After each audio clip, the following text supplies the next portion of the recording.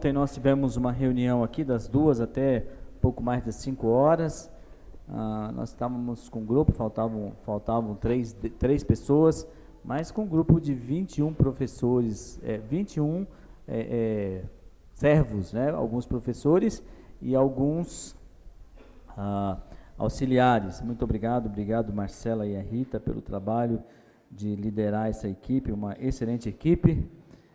Quase 20% da igreja trabalha nessa área e tem outras pessoas aí também que vão nos ajudar futuramente. Deus os abençoe grandemente, né? Também lá na porta, no final, eu estarei sozinho. Você vai estar vendo a Rita aqui conosco, mas eu estarei sozinho porque a Rita fez um procedimento sexta-feira retrasada e a parte cervical, lombar, que parte da coluna dela está bem sensível. Então eu sei que vocês querem dar um abraço nela, e isso é gostoso, mas não é bom, não é recomendável nesse momento. Ok? Beleza? Tá ouvindo bem minha voz? Está meio ruizinho assim ou tá bom? Tá bom? Tá mais ou menos? Tá bom aí? Não quero que você esteja bom. Dá para ouvir, não? Tá abafado aí? Cadê o Bruno? Dá uma ajeitada nesse microfone ali para mim. Cadê o Bruno? Tá por aí ou não? Desceu. Acho que dá colocar mais agudo aí. Também estou sentindo meio abafadão. Eu achei esse aparelho, é do Bruno, eu achei esse aparelho na igreja aqui. Vamos ver se funciona. Bruno, você que é dono desse aparelho, era dono, né? Porque eu já coloquei a etiqueta Primeira Igreja Batista de Cambuí. Vê se você consegue dar uma reguladinha para mim lá, por gentileza, com os meninos, para ficar um som agradável. Se não, eu acho que dá para fazer. Muito obrigado. Abra sua Bíblia, então, no livro do profeta Oséias. Hoje nós terminamos o capítulo 8 de Oséias. E depois, obviamente, tem mais alguns pela frente aí. Oséias, capítulo 8. Eu dividi o livro em 3 partes. Tá ficando bom aqui, hein? 3 partes. Designado 3 afirmações de Deus, 3 afirmações nesse capítulo. A primeira afirmação se trata da realidade do juízo, da disciplina. De fato, Deus vai disciplinar aqueles que se opõem à verdade. Segunda parte, ele vai mostrar como essa disciplina ela vai trazer duras consequências para a vida de quem a recebe. E a terceira parte tem a ver com aquilo que Deus fala. Ficou bom agora? Melhorou aí? Tá joia? Tá bom aí no fundo aí? Dá para me ouvir bem? Ok. Tem algo importante para falar para todos, então não quero que isso atrapalhe. Bom, você já teve aquela sensação de que Deus ele está totalmente à parte, totalmente alienado, totalmente fora da história da humanidade? Isso normalmente acontece quando nós nos deparamos com algum tipo de tragédia global. Então aconteceu alguma coisa, um terremoto, um vulcão,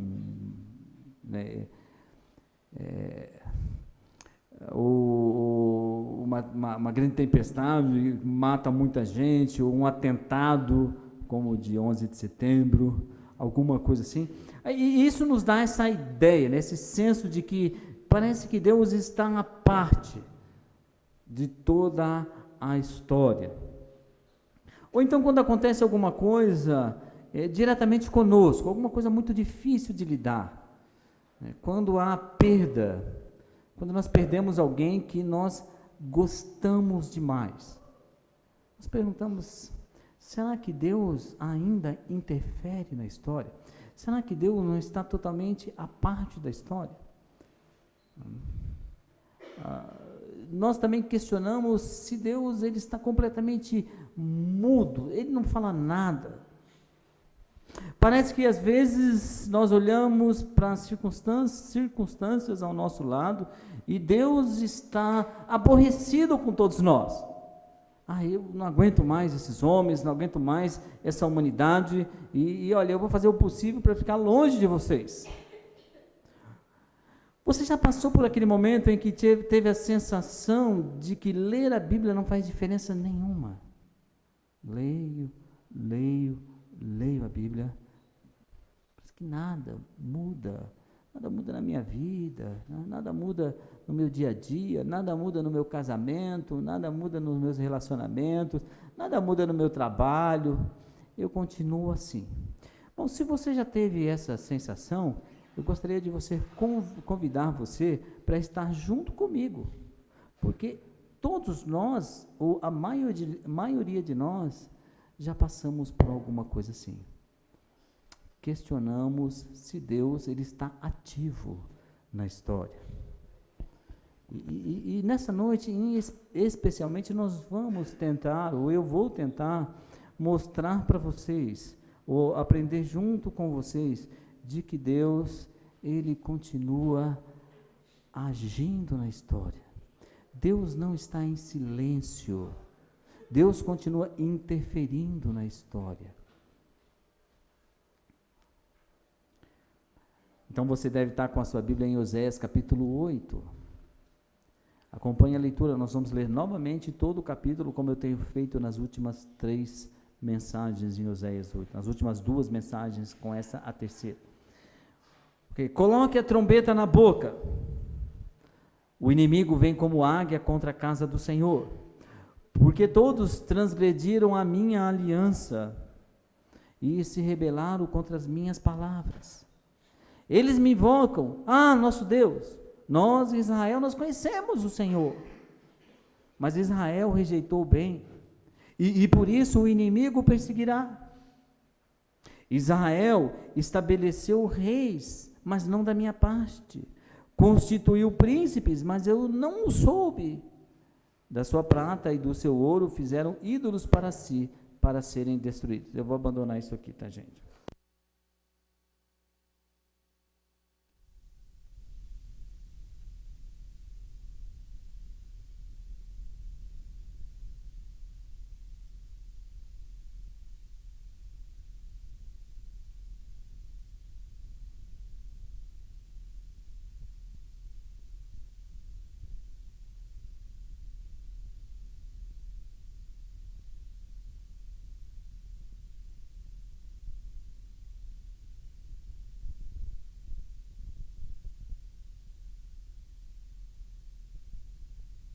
Ok, continuar assim, até o R.R. Soares resolver doar o dele para mim. Vou fazer um pedido para ele. Muito bem.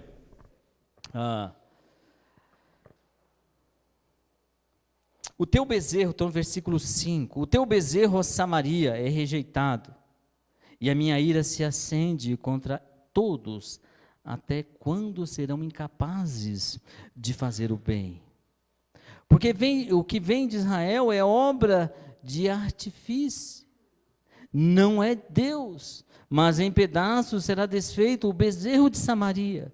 Porque semeiam ventos e cegarão tormentas, não haverá seara, a erva não dará farinha, e se der, os estrangeiros vão comê-la. Israel foi devorado, agora está entre as nações como uma coisa que ninguém quer, porque subiram lá para a Síria. O jumento montesa, ele andava solitário, mas Efraim, ele negociou amores. Todavia, ainda que eles negociem o socorro entre as nações, eu os congregarei. Já começaram a ser diminuídos por causa da opressão do rei e dos príncipes. Porque Efraim multiplicou altares para pecar, e estes lhes foram para a ruína. Embora eu descreva a minha lei em 10.000 preceitos, estes seriam tidos como coisa estranha. Eles amam o sacrifício, por isso sacrificam, pois gostam de carne e a comem, mas o Senhor não os aceita. Agora se lembrará da sua iniquidade e lhe castigará o pecado. Eles voltarão para o Egito, porque Israel se esqueceu do seu Criador. Ele edificou palácios, e Judá multiplicou cidades fortes, mas eu enviarei fogo contra as suas cidades, fogo que consumirá o palácio. Então, praticamente, esse texto, ele está, todo o capítulo 8, ele está fazendo 3 afirmações, né? Ouçam a palavra de Deus, é o grito constante, tanto desse capítulo, quanto do todo o livro do profeta Oséias. Ouçam a palavra de Deus, por quê? Versículos de 1 a 6, porque a disciplina ela é uma realidade para o povo santo. Israel sempre pensou que, não, nós somos o povo escolhido, nós somos os queridos de Deus, nós somos os amados de Deus. Então não importa o que a gente vai fazer, Deus vai ser sempre bonzinho, né? Como aquele filho predileto, né? Que apronta todas as coisas e o pai sempre passando a mão, sempre encobrindo os seus erros. Mas a natureza de Deus não permite isso. Ouçam a palavra de Deus, por quê? Porque nós aprendemos na semana passada, ouvimos aqui, que a disciplina ela traz duras consequências. Ele fala ali que vocês vão plantar, mas vocês não vão comer, e se sobrar alguma coisinha, o inimigo vem e toma o resto. Então Israel ia passar, o povo de Deus ia passar por duras provas. E agora a última afirmação, vai do versículo 10 até o versículo 14, né? Ouçam a palavra de Deus, porque o Senhor, Ele não está em silêncio. Todo o livro de Oséias vai nos lembrar desse juízo iminente. O que é algo iminente? É algo que está prestes a acontecer. E ele vai falar também de uma salvação oportuna, de uma salvação sempre oferecida. Então, apesar de toda a situação que o povo de Deus estava, o livro de Oséias, ele vai falando constantemente sobre redenção, sobre salvação. Tanto que o livro termina com o capítulo 14, um pouquinho antes do capítulo 14, ele já começa uma sessão, né, um trecho inteiro falando sobre a redenção.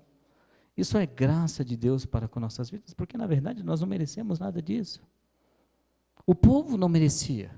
Vocês têm acompanhado e visto aqui como que o povo de Deus reagia, oferecendo sempre o melhor para Baal. E foi Deus que havia tirado o povo do Egito. Portanto, né, a palavra de Deus nos lembra do juízo iminente e da salvação oportuna. Portanto, todos os que não dão ouvidos a ela estão sujeitos a sofrer as duras consequências da disciplina. E os que lhe dão ouvidos experimentarão as grandes bênçãos da salvação. E de algum modo nós somos sempre empurrados, pressionados pelo engano do pecado, a fechar nossos ouvidos à palavra de Deus. Somos dotados de um coração tão endurecido pelo pecado, e por isso nós insistimos pela opção, eu não quero ouvir a palavra do Senhor. Mas o capítulo 8 de Oséias, como várias partes do livro, é esse tipo de luz no nosso caminho, essa clareira no meio de uma floresta, esse clarão numa escuridão, um oásis no meio do deserto, nos avisando a todo momento sobre uma salvação oportuna e sobre um juízo iminente. Portanto, ouçamos a palavra de Deus. Apesar da dureza, né, do texto, se a gente ler o texto de uma forma assim mais seca, nós vamos assim, achar que Deus é duro demais. Normalmente nós consideramos Deus muito exigente, no nosso dia a dia também. Isso não é uma coisa só do povo lá daquela época. Nós achamos que o padrão de Deus é alto demais, Deus exige demais, Deus não nos dá liberdade. Somos assim.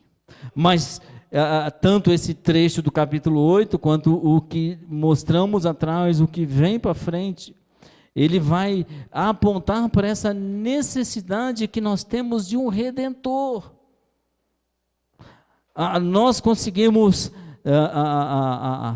atender parte do padrão de Deus, porque nós temos o Espírito de Deus, porque nós ganhamos a salvação em Cristo, nosso coração foi mudado, foi regenerado, mesmo assim ainda nós lutamos, nós temos uma intensa luta com o pecado. Ele nos sacrifica, ele nos pressiona. Por isso que a Bíblia vai mostrando a nossa necessidade de um Salvador. Nós precisamos de Cristo. Nós precisamos do nosso Senhor. Vai mostrando o nosso coração caído. E as Escrituras vão mostrando também essa magnífica salvação que nós recebemos. Ouçam a palavra de Deus, porque Deus não está em silêncio. Olha o versículo 10. Todavia, ainda que eles, que o meu povo, que as pessoas merquem socorro, está escrito aí, ou negociem socorro entre as nações, vão atrás de ajuda, por causa da situação que eles se encontravam. Olha que palavra de graça aparece aí. Eu os congregarei. Eles já estavam começando a ser escravizados, e Deus está dizendo, não adianta tentar negociar com esses reis, não adianta negociar com o sistema desse mundo, sou eu que vou atuar na história de vocês, sou eu que vou trazer novamente libertação para vocês, sou eu que vou trazer para vocês, levar vocês de novo para a terra onde vocês foram abençoados. Mas se esqueceram de mim. Então nós temos aí uma palavra de redenção, uma palavra de graça. E eu tenho repetido aqui em minhas mensagens, lendo o livro de Oséias, identificando a situação em que o coração do povo estava. E isso tem uma relação conosco, porque não somos tão diferentes. Nós merecíamos, na verdade, ser totalmente banidos da face do Senhor. Mas Deus, surpreendentemente, o que Ele faz? Ele nos atrai para si. Então o Deus que eu imagino que está parado, que está alienado na história, que parece que não faz nada, Ele está constantemente trabalhando, Ele está ativamente manifestando sua salvação a todos os povos. Por isso que a salvação ela tem um alcance universal. Por isso que nós temos missionário, como vimos o testemunho aí dele, saindo do Brasil e indo para a Jordânia, missionários já na Jordânia, missionários no Brasil afora, missionários em vários cantos do mundo. Por quê? Porque nós acreditamos que Deus está ativo na história, oferecendo a sua salvação a todos os povos. Deus está ativamente ministrando graça para o mundo, irmãos, que insiste em se opor ao Senhor. Não é verdade? Olha para onde caminha este mundo. A gente não precisa assistir muitos jornais para perceber que este mundo caminha em uma franca oposição contra o Senhor, não é verdade? Mas Deus, surpreendentemente, ministra graça. A gente não precisa ser muito esperto para dar uma olhada no nosso coração e falar, como o meu coração reage pecaminosamente. Como eu não mereço nada. Como Deus ainda me abençoa. Sabe por quê? Porque a natureza dele também é uma natureza graciosa. Mesmo com toda oposição do meu coração, Deus ativamente ministra graça a meu favor. Dá uma olhadinha lá, volta um pouquinho, Oséias, capítulo 1. Quero mostrar uma coisa para vocês, relembrá-los, porque vocês já passaram por aí. A história começa falando sobre os 3 filhos de Oséias. Jezreel, que era uma espécie de designação de juízo, de que Deus não esqueceu algumas coisas na história. Temos a Lo-Ami, né, que vocês não são o meu povo. Na verdade, vem primeiro a Lo-Ami, Lo-Ruama, deixa eu só achar aqui, está no versículo 6, né, põe o nome de desfavorecida, Lo-Ruama, não amada, a segunda filha, e depois mais um filho, ele diz lá no versículo 9, o Lo-Ami, não é meu povo. E Deus usa os 3 filhos de Oséias para mostrar que ele estava o quê? Ele estava cansado da postura do povo. Está no capítulo 1, isso. Mas olha como termina o capítulo 1. Versículo 10. Todavia o número dos filhos de Israel será como a areia do mar. Uma promessa feita lá atrás para os patriarcas, que não se pode medir nem contar. E acontecerá que no lugar onde se lhe dizia, vós não sois meu povo, se lhe dirá, vós sois filhos do Deus vivo. Será que Deus estava assim, com alguma crise de memória? Esqueceu rapidamente o que ele havia dito e mudou de ideia?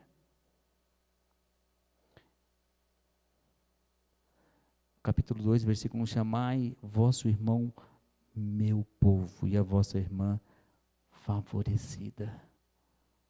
Mas ele disse antes que não era isso. Mas por quê? Porque Deus é surpreendente. Deus poderia ministrar o quê? Juízo ao seu povo, mas Deus resgata o seu povo. Deus dá salvação ao seu povo. E uma das mensagens que eu preguei no capítulo 3, eu falo que Deus é surpreendentemente Deus. Que esse amor de Deus é incomparável. Como é que você pode amar aquela pessoa que despreza? Nós, quando alguém é um pouquinho mais grosso conosco, é um pouquinho mais rude com a gente, não gosto mais dessa pessoa não, é verdade. Eu te ajudei tanto, agora você faz isso comigo? Mas o povo em contínuo pecado, em contínua idolatria, ainda Deus fala, eu vou tratar vocês. Somente um amor incompreensível, né? E o apóstolo Paulo vai falar sobre esse amor lá na frente. Vocês precisam conhecer o amor de Cristo, mas conhecer como? O amor que excede todo o entendimento. Fica difícil, né, apóstolo Paulo? Como é que eu vou conhecer uma coisa que excede aquilo que eu posso conhecer? Para que sejais tomados de toda a plenitude de Deus. Então o apóstolo Paulo, ele olha a sua condição, ele tem essa percepção da natureza humana, do pecado e da nossa oposição, e mesmo assim Deus fala, eu vou amar você, eu vou resgatar você, eu vou regenerar você, eu vou tratar o seu coração. Qual é a nossa resposta a isso? Fala, bom, legal Deus, você está fazendo um bom negócio aqui, ó. Não fez mais que a sua obrigação. Não. A nossa resposta a isso deveria ser como aqueles reis que chegaram até Jesus Cristo e se curvaram e o adoraram. Mas nós temos uma certa presunção para isso, né? Mas Deus ainda continua sendo Deus, porque a sua natureza é amar, a sua natureza é resgatar o perdido, Ele é longânimo, Ele promove reconciliação, e apesar de todo o nosso demérito, toda a nossa falta de merecimento, Deus nos ama incondicionalmente, e a resposta é: devemos adorar exclusivamente ao Senhor. Deus queria que Israel, naquela circunstância onde o profeta Oséias estava, percebesse isso, que embora eles tivessem um coração inclinado para uma oposição a Deus, para fugir de Deus, para adorar outros deuses, ainda assim Deus ia tratar do coração deles. Como aquele que deveria nos banir da sua santíssima presença, faz tudo para nos atrair a si. Como aquele que deveria nos banir da sua santíssima presença, nos ama incondicionalmente. Isto mostra um Deus incrivelmente surpreendente. E diante dessa verdade, qual é a minha resposta? Qual é a minha reação? Mas eu queria lembrar que por um lado Deus é amoroso, Deus é gracioso, mas não podemos esquecer que Deus também é santo, Deus é justo, Deus se ira. E se de um lado há uma palavra de redenção, isso é uma composição das profecias, por outro lado, há uma palavra de juízo, que devemos lembrar. E nós às vezes esquecemos disso. Gostamos de ouvir, né? Eu acho que Deus é amoroso, Deus é grandioso, Deus é surpreendente, apesar de tudo que eu vou fazer, Deus ainda vai me tratar. Mas às vezes o tratamento de Deus é duro. Israel sentiu isso 70 anos, sendo escravo, sendo vassalo de um povo. Aí se você ler alguns salmos, você vai perceber que alguns sentiram bem isso. Então há uma palavra de juízo, porque a natureza divina, a natureza santíssima, exige punição ao pecado. Assim como a natureza do fogo exige que o objeto que ele atinge se queime, assim como a natureza da água exige que o objeto que ela atinge fique molhado, assim a natureza santa de Deus exige punição para o pecado. Olha, vamos ver isso aí no versículo 11. Porque Efraim multiplicou os seus altares e esses lhes foram para pecar. Há uma palavra de juízo, por quê? Porque o povo ainda insistia na idolatria, e Deus está falando aqui: Efraim multiplicou os seus altares. Mas não é a primeira vez, ele já vem desde o começo, desde o início do profeta, avisando isso. Mas qual é a reação do povo? Ainda continua fazendo altares. E eu creio que a gente tem que lembrar também, sempre, qual é a definição de idolatria? É tudo aquilo que ocupa o lugar de Deus, ou todo aquele objeto, pessoa, coisa, sentimento, valor, ideias,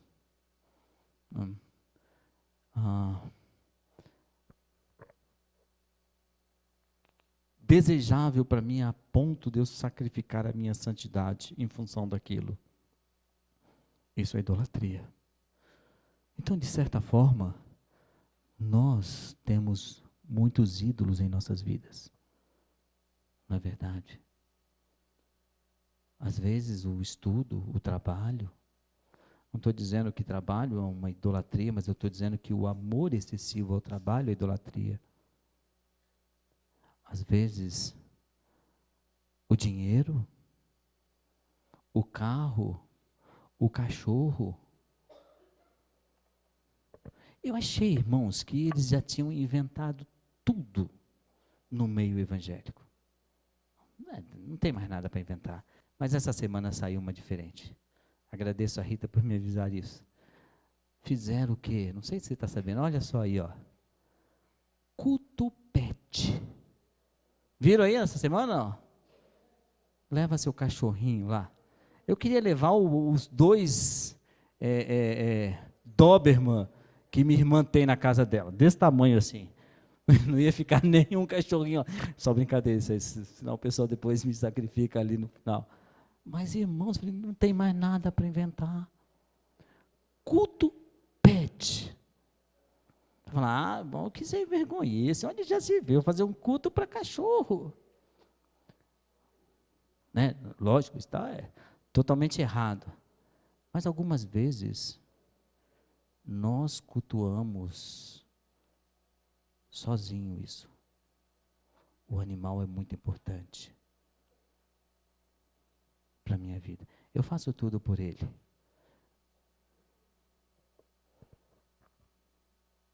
Não sei se vão inventar alguma coisa nova, mas eles vão inventar. Mas essa foi. Mas nós devemos, então,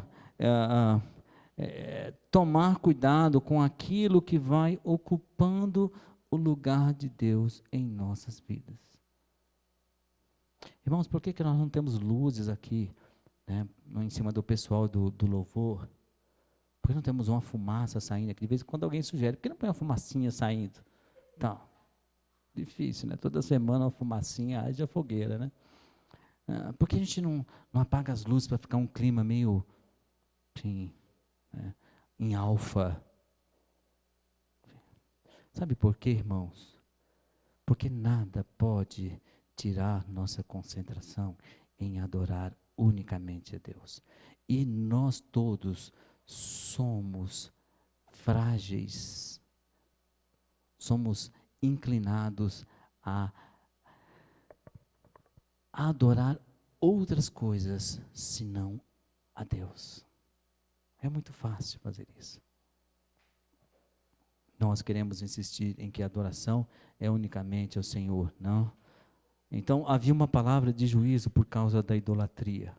E como as coisas estão andando hoje em dia, irmãos, a disciplina e o juízo, que alguns autores dizem que começa pela casa de Deus, está bem perto. Por quê? Porque a igreja do Senhor está adorando a criatura e não os criadores. Irmãos, quer botar gente aqui caindo pela janela? Chama um cantor gospel aqui famoso. Por que as pessoas vêm? Para assistir o cara, não é verdade? Põe um pregador anônimo, poderoso na palavra. Vem vocês, né? Vamos lá. Então, porque vocês querem ouvir a palavra, lógico. Né? Mas as pessoas adoram, são inclinadas a abandonar a adoração a Deus. Nós vamos sempre incentivar a olhar nossos corações para ver se há ídolos que precisam ser tirados. Porque o trono da nossa vida deve ser do Senhor e de mais ninguém. Há uma palavra de juízo também por uma outra razão, por causa da rejeição. Olha o versículo 12. Embora eu tenha escrito minha lei em 10.000 preceitos, estes seriam tidos como coisa estranha. Eu estou falando a palavra, eu estou mostrando para vocês, os profetas estão indo, os sacerdotes sinceros anunciam a palavra de Deus. Vocês vão ouvir a palavra de Deus, alguém lendo em algum lugar, mas vocês não me ouvem. O que está acontecendo? E parte disso não é conosco. Às vezes como pastor, né, uma vez eu fui procurar um pastor amigo e falei, olha, eu não sei, eu acho que eu não sirvo para ser pastor. Eu estou pregando, mas nada funciona, nada acontece. E ele bateu no meu ombro assim, pastor, experiência. Wagner, Isaías pregou 40 anos. Sabe quem deu ouvido para ele? Nem a mulher dele, sei lá se tinha mulher, né? Ninguém deu ouvido para ele.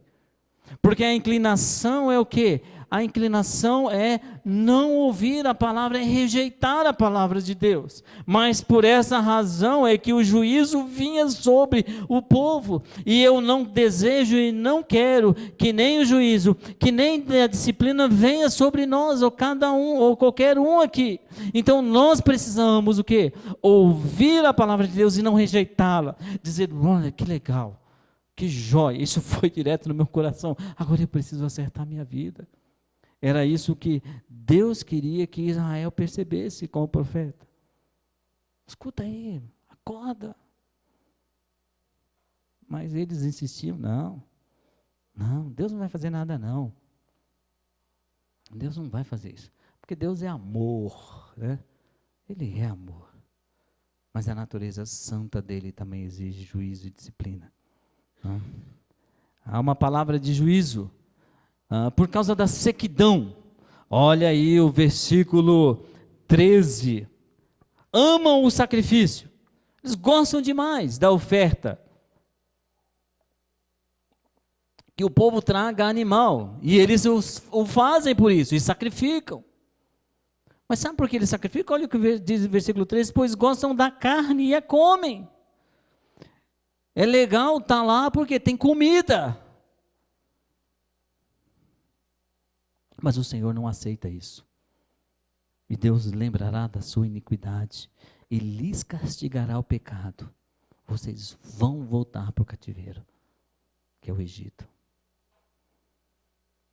Então, aquele interesse em particular de chegar lá na onde tem um momento de adoração, o momento de sacrifício, o pessoal olha, bom, aquele cordeirinho está gordinho, né? Põe ele na frente, sacrifica que a gente precisa comer ele. Era assim.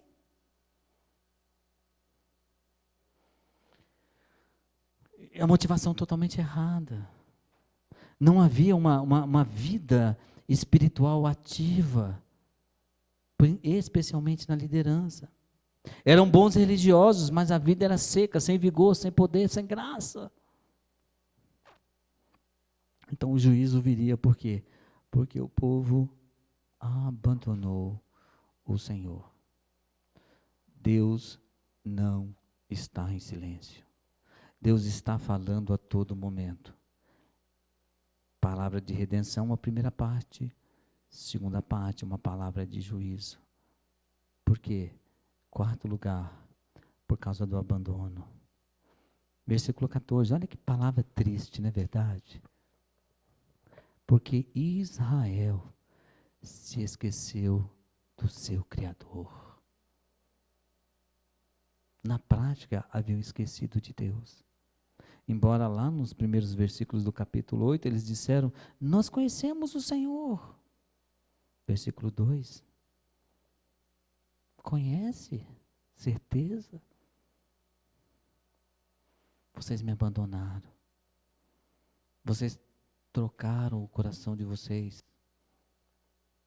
Trocaram Deus no coração de vocês. Vocês me deixaram por causa de outros deuses. Vamos lembrar, irmãos, que foi Deus que havia tirado esse povo da escravidão.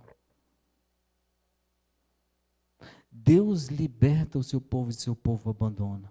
Cristo nos libertou. Não é verdade? Cada um de vocês aqui, eu presumo que conheceu a Cristo como Salvador. Eu conheci também a Cristo. E vamos fazer o que com essa salvação que Ele nos deu? Ele é o nosso Salvador, Ele é o nosso Redentor. Ele perdoou todos os nossos pecados, Jesus Cristo. Ele deu a sua vida para mim, Ele deu o seu Espírito para a minha santificação. Diz o texto de Hebreus que Deus falou de muitas maneiras, hoje Ele fala pelo Filho. Deus continua falando, Ele não está em silêncio.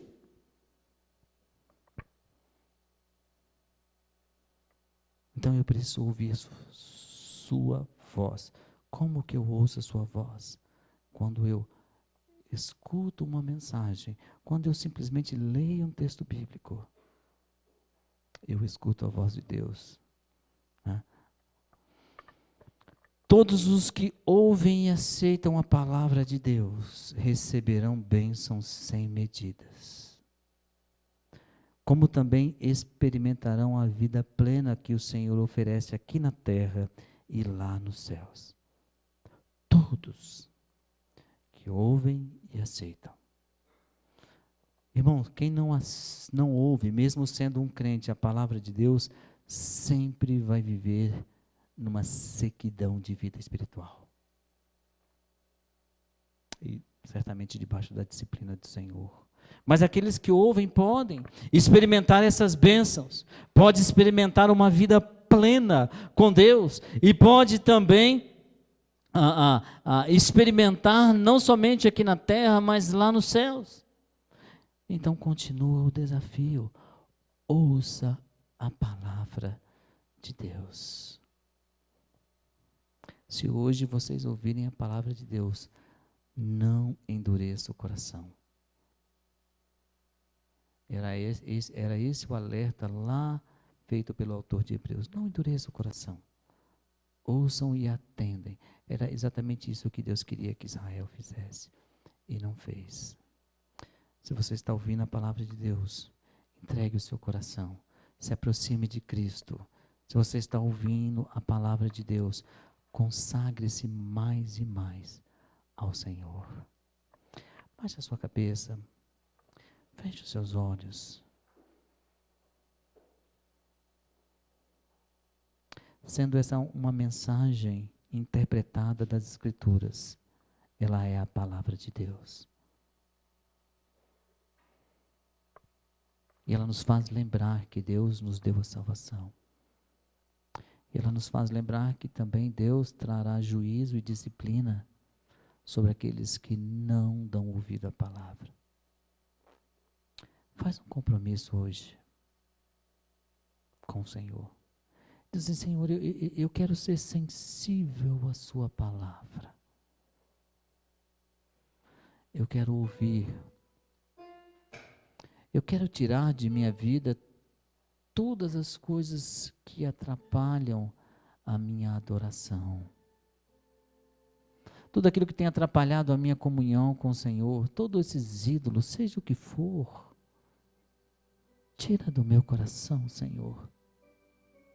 Eu quero me aproximar de Ti e experimentar todas as bênçãos que o Senhor tem para a minha vida aqui na terra. Experimentarei e aguardarei as bênçãos na eternidade.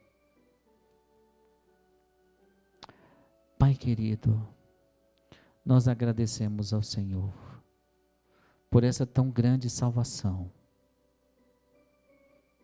por esse amor tão incondicional, incompreensível e eterno sobre nós. É tão bom ouvir isso, é tão bom saber disso, é gostoso, nos sentimos seguros, nos sentimos amados, sem dúvida alguma. E parece que os nossos ouvidos estão mais abertos a isso. Mas também queremos ter o ouvido aberto àquela repreensão franca, verdadeira, em que trata do nosso coração, faz doer a nossa alma, mas é bom demais. Em que nós somos, ó Pai, desafiados a viver uma vida de exclusiva adoração ao Seu nome, uma vida de exclusiva devoção ao Senhor, nos santificando, abandonando o pecado que está sempre presente ao nosso lado.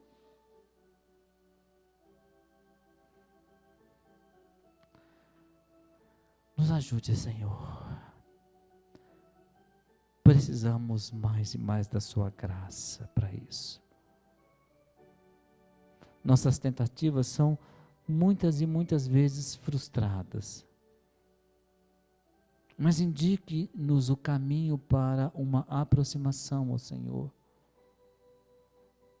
Para que a gente não saia dessa esfera, desse ambiente da proteção e bênção do Senhor, e passe por um ambiente de disciplina e de dureza em nossas vidas, como temos visto e como foi visto na história do povo, a qual nós estamos lidando aqui nos domingos. Por favor, Senhor, trate do meu coração, trate dos nossos corações, é minha oração, em nome daquele que é e deve ser sempre glorificado em nossas vidas, o nome do nosso Senhor Jesus Cristo. A Ele toda a glória para todo sempre. E eu peço também que a paz de Cristo esteja sobre nossas vidas, nos encorajando e nos estimulando cada vez mais a experimentar e conhecer o inconhecível, o amor de Deus, e ter uma experiência prática desse amor. Que o Espírito Santo nos console, em nome de Jesus, para a glória do Filho. Amém.